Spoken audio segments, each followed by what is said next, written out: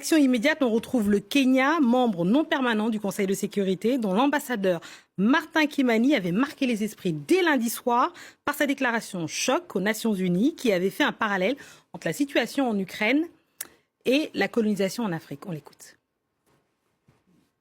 Le Kenya, comme la plupart des pays du continent, est né de la chute d'un empire.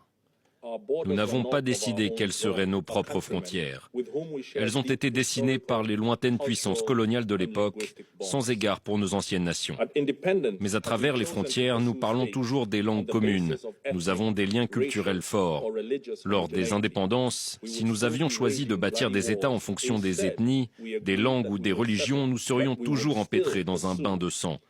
Nous avons plutôt choisi de composer avec nos nouvelles frontières et travailler à notre grandeur, et non pas de créer des nations qui pensent constamment au passé avec une nostalgie dangereuse.